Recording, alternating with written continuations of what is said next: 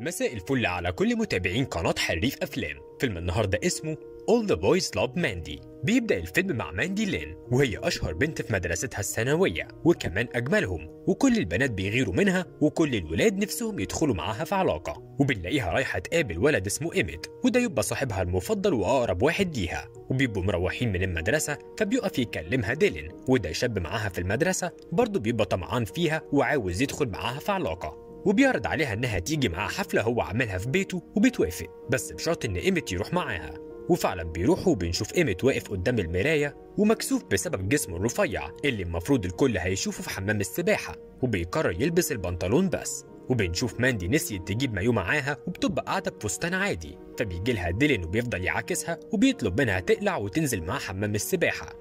ولما بيتحرش بيها ما بتبقاش ماندي معجبه باللي بيعمله، فبيلاحظ قيمه الكلام ده وبيرش ميه على ديلين اللي بيروح يضربه وبياخده ينزل بيه الميه وبيكمل ضرب. ولما ماندي بتتعصب بتطلب منه يبطل، بس بيقول لها انه ما حصلش حاجه، هو بس بيهزر مع ايميت. وبعد شويه بيبقى ايميت قاعد على سقف البيت، بيجي له ديلين وبيقول له ينزل، فبيقوم عشان ينزل فبيقف جنبه ديلين وبيقول له ايميت ان ماندي بتبص عليه، وانه لو نط من فوق السقف الحمام السباحه اكيد هتعجب بيه، وان ده حلمه برضه زيه زي كل اللي في المدرسه. ديلين بيبقى سكران فبيستفزه ايميت وبيقول له انه سكران ومش هيعرف ينط، فبيتعصب عليه وبيقول له انه هينط. بيتفق معاه وبيقول له انهم هينطوا سوا. بينط ديلين فعلا بس ايميت ما بينطش، وبيحصل اللي محدش متوقعه، دماغ ديلين بتتخبط وبينزف كتير جدا لحد ما بيموت. بتشوف ماندي اللي حصل وبتعرف ان السبب في موت ديلين هو ايميت، والكل بيلومه. وبعد 9 شهور بنشوف ولد اسمه ريد بيكلم صحابه بيقول لهم انه هيعزم ماندي للمزرعه بتاعته في اجازه اخر الاسبوع،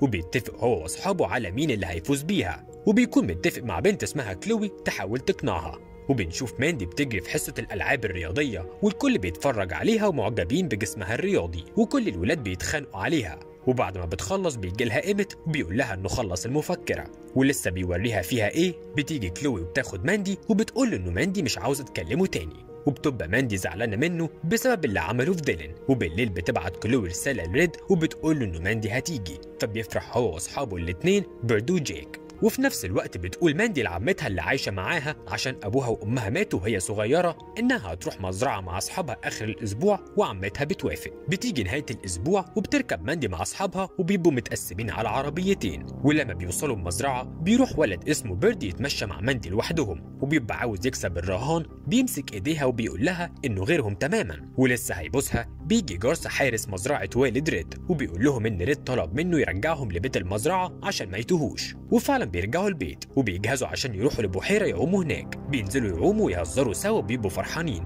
وبنلاقي تعبان رايح ناحيه ماندي، بس بيظهر جارس فجأة وبيضرب نار على التعبان وبينقذ ماندي، وبيقول لهم يخلوا بالهم أكتر من كده. وبالليل بيبقوا قاعدين يلعبوا لعبة تحديات وبيسكروا، فبتحكم بنت اسمها مارلين على ماندي إنها تروح تعزم جارس إنه يجي يقعد معاهم. وفعلا بتروح ماندي تعرض عليه، بس جارس بيقول لها إنه نفسه يجي، لكن والد ريد مش هيحب إن ده يحصل، فبتستأذن ماندي منه وبتمشي. ولما بترجع لأصحابها بتلاقيهم عمالين يتريقوا على جيك اللي بيزعل منهم وبيقوم يمشي، فبتتخانق مارلين مع كلوي وبتجري علشان تلحقه. بيروح جيك الاسطبل وبتجيله مارلين وبتفضل تتأسف له على اللي حصل. بتقرب منه وبتدخل معاه في علاقة، ومرة واحدة بيسيبها جيك وبيقول لها روحي شوفي انت رايحة فين. بتفهم انه استغلها فبتحاول تستفزه وتقول له انها هتروح لجارس، بس مش بيديها اي اهتمام وبيمشي. بتسمع مارلين صوت حد جاي عليها وبتفتكره جيك، بس فجأة حد بيضربها على دماغها وبيغمى عليها. ولما بتفوق بتلاقي حد موجه بندقية في وشها وبيفضل يحشر البندقية في بقها لحد ما بيكسره وبتبقى غرقانة في دمها. بيرجع جيك لأصحابه،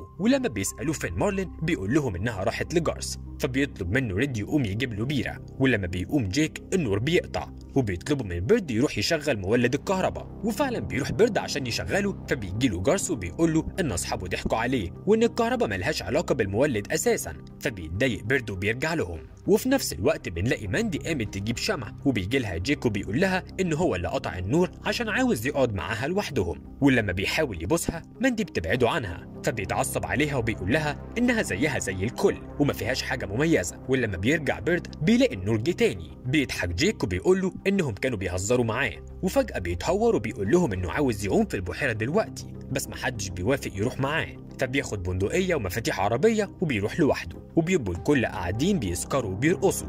وفي نفس الوقت بيبقى جيك طول الطريق بيدور على مارلين، فبيلاقيها قاعدة مدياله ظهرها، ولما بينزل عشان يتأسف لها على اللي حصل بيلاقيها غرقانة دم وبقها مكسور، وفجأة حد بيزقه وبيقع في البحيرة. ولما بيلاقي جيك إن في بندقية متوجهة ناحيته بيغطس في المية، ولما الأكسجين بيخلص بيطلع وبيتضرب بالرصاص في دماغه. بتسمع كلوي صوت ضرب النار وبتسأل أصحابها إذا كانوا سمعوا نفس الصوت، فبيردوا أصحابها وبيقولوا لها إنه أكيد جيك بيلعب بالبندقية، فبتقول لهم إنها هتقوم تدور عليه. وأول ما بتفتح الباب بتلاقي في وشها جارس اللي بيقول لهم يسهروا براحتهم ويعملوا اللي هم عايزينه، بس لو سمع صوت ضرب نار تاني هيتصل بوالد ريد ويقول له على كل حاجة. وبنشوف الشخص المجهول اللي قتل مارلين وجيك بيضرب دماغ مارلين بالبندقية، وساعتها بنعرف إنه إيميت، وبيبقى ماسك مفكرة مليانة صور لماندي ومهووس بيها.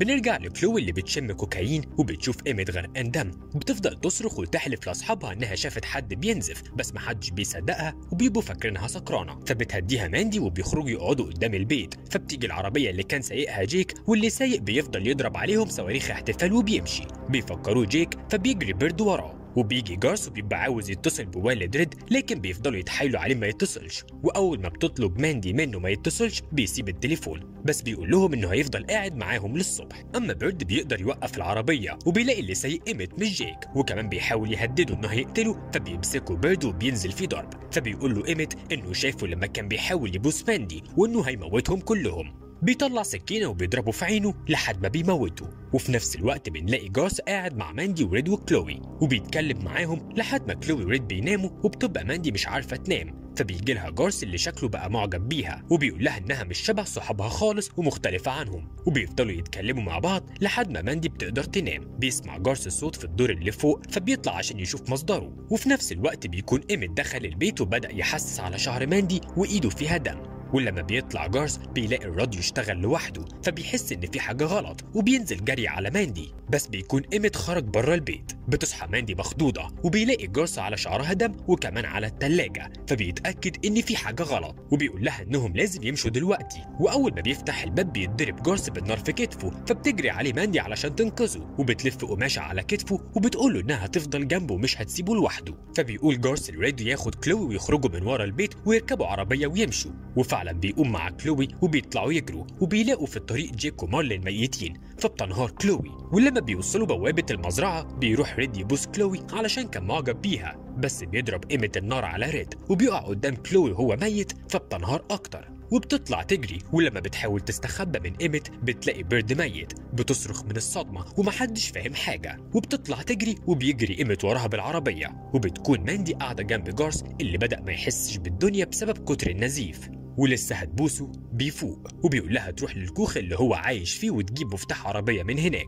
وفعلا بتروح وبتلاقي سكينة وبتاخدها وبتسمع صوت كلوي، فبتطلع بره الكوخ وبتاخد كلوي في حضنها وبتفضل واقفة تهديها وبتقول لها ان كل حاجة هتبقى كويسة. وساعتها بنلاقي إيميت نزل من العربية ورايح ناحية البنتين، وفجأة بتقع كلوي ميتة، وبنعرف ان ماندي ضربتها بالسكينة في بطنها. وبنكتشف ان ماندي وإيميت متفقين مع بعض انهم يقتلوا الشباب دول علشان فاسدين، وفي الاخر ينتحروا، وكل حاجة مكتوبة في المفكرة اللي معاه عشان لما تيجي الشرطة يعرفوا كل حاجة. بيقول لها انه مش عاوز يموت بأي طريقة تشوه وشه علشان امه هتعمل تابوت مفتوح، وبيبقى مجهز برشامتين علشان لما ياخدوهم يموتوا من غير ألم. وساعتها ماندي بتبوس إيميت وبتقول له انه اكيد كان بيعمل كل ده عشان يوصل للبوسة دي، بس هي مش هتموت النهارده. بيقول لها إيميت انهم كانوا متفقين مع بعض ولسه هيضربها بالرصاص. بتصرخ ماندي وبتطلب المساعدة من جارس اللي بيبقى واقف ورا إيميت وبيضربه بالنار، فبيقع ميت وبيحاول يقوم بصعوبة يجري ورا جارس ويضربه في بطنه بالسكينة، بس بتحاول ماندي تنقذ جارس من إيميت وبتطلع تجري. فبيجري إيميت وراها وبيمسكها وبيفضل يقول لها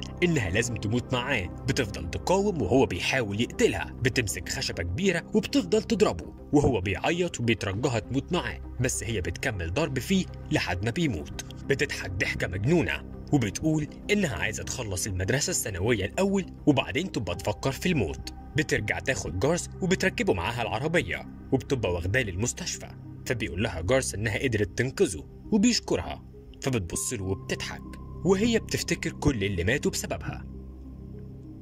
وبكده يكون الفيلم خلص. لو عجبك الفيديو ما تنساش تدوس لايك وتشترك في القناة وتفعل جرس الصفحة عشان يوصلك كل فيديوهاتنا الجديدة.